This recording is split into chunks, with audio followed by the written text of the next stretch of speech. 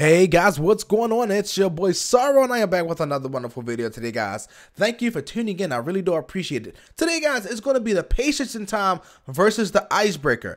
Now, the reason why I'm comparing these two guys because these are like one of the two, well, they are the two best exotic sniper rifles that goes in your secondary slot. Besides the No Land Beyond. Now, when it comes to these two guys, same categories are going to be compared between the two, just like I did the Fatebringer and the Hawkmoon. Now, my favorite is the Patience in Time, but I'm not going to weigh favorites in this matchup on which one is the best and much better for PvP and for PvE. So let's get started, guys, with the IceBreaker. Now, if you guys know the two primary traits of the IceBreaker is one, it basically reloads the ammo in there on its own. This thing has like a satellite dish on the barrel of it and can take up sunbeams. It's like a solar beam from Pokemon almost, but instead it's basically doing bullet and then bullet and then bullet each time. So it takes about 6 seconds for each bullet to come into the chamber. So it can take about 30 to 35 seconds. Now, the downside to that is every time you die, it resets the count back to 0. That's in PvP as well. You can get 6 counts, you can kill everybody, you gotta wait for it to reload up into the gun again. So if you're a sniper for PvP, not a preferred sniper rifle. And then when you die in PvP, same thing, it goes right back down to 0. Now, the other primary trait in this on this weapon is combustion. So when you kill somebody with a precision kill, it explodes them, but it's not almost as good as the Fatebringer. Now, when I say that, I mean when you kill somebody with a precision kill, it stings the other person. Just let them know, like, hey, listen, this guy has a powerful weapon, so you might want to be careful before you pursue him. That's what the combustion does on the awesome IceBreaker. Now, when it comes down to it, guys, PvE, this gun is by far the best weapon to use in PvE besides the freaking Vex Mythoclast, and I'm gonna tell you why. The impact on this weapon is so strong that you can kind of hit most enemies that are level 26 about 6 times to almost do 25% damage to them. And this is talking about if you're doing like a simple strike mission. Now, if you're doing a regular story mission, you can run through a story mission by yourself with the IceBreaker, but of course you gotta wait 30 seconds each time for your ammo to reload. Now, the only thing I don't like about this is the recoil.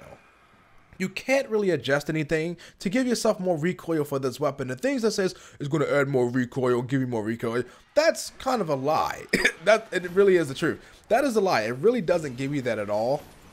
And it says slight more impact, but when I did the testing and switched it up, I never felt slight more impact. It always gave me the same number every single time.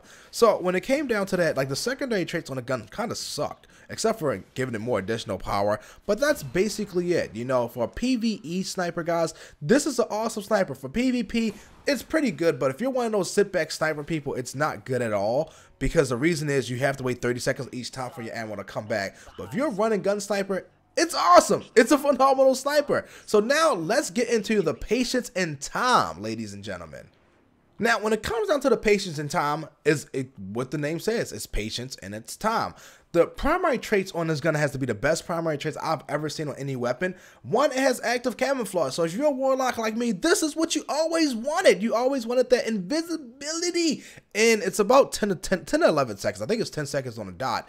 And another thing is that your radar stays active when you're aiming down sights. So to be honest, for PvP, this is an awesome sniper rifle. And this has one of the best abilities in the game as well. Kind of disappointing that when it comes to range, you have to add range. But when you add range, it takes away from your stability, so it's kind of a catch-22. But to be honest, the impact on it compared to the IceBreaker, so range don't really mean anything in PvE at all. So when I use the sniper rifle, guys, I have to say it's more so I feel like I am a sniper, not freaking shooting a railgun or across the map. If I had to get a legendary railgun to shoot across the map, that's how the IceBreaker feels. With this gun, it feels like, you know, I have one of the best sniper rifles in the game. It's so stable. When it comes to power, it's mediocre. For PvP, I don't recommend it unless you're doing something like the Nightfall, and arc damage is the main cause. Now, when arc damage is the main cause, this is the kicker to this, ready?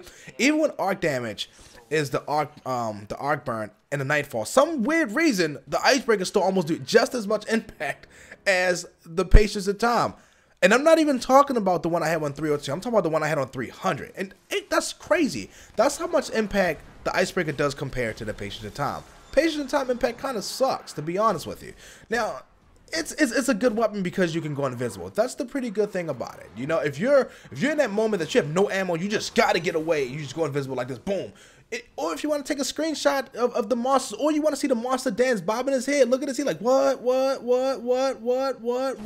like that. You know, it's a pretty good weapon. But besides that, that's all it's really good for. The reason why I like it so much is because of the invisibility and radar. So it's really good for things like PvP, because it's stable, you can pick up ammo, and when you shoot that person one time, your gun is not going to kick at all. So you can get that second shot off right away. And this gun I have most of my headshots with as well. So when it comes to versatility, guys, this gun is really good for both, but it's more weight for PvP because the patience time run out of bullets pretty fast, and since the impact is pretty low, it burns through ammo pretty fast as well. Now, as you see, this only has 4 bullets compared to the 6 that the IceBreaker has. Although you can add more bullets to this, again, you're kind of still sacrificing something for that. So when it comes down to the two, guys, my honest opinion is it's a really close call. Not because I like the patience and time, because I love the IceBreaker as well, because it gets me out of those situations and had me run through missions really fast. But when it comes down to it, if I had to say the patience and time, a freaking score, I'm gonna have to get it a 10 out of 10. And I know you guys squished up your face when I said that. That's the only reason why I said that, to be honest. No, to be honest, it's about an 8.5. It's a really good weapon. But then the thing about it is impact and bullet count really comes down to when it's PvP. More people do PvP than PvE. So when it comes down to the IceBreaker, guys, it's a 9.5. It clearly beats out the patience and time for one reason: the reload count and the impact. Well, 2 reasons actually. That's basically, no, 3 reasons. I'm sorry. And the ammo count. How can I forget about that? So when it comes between the two, the IceBreaker is going to be more of your primary weapon, because it can do way more at the end of the day. The patience and time is a great weapon. I wouldn't say give this weapon up for nothing.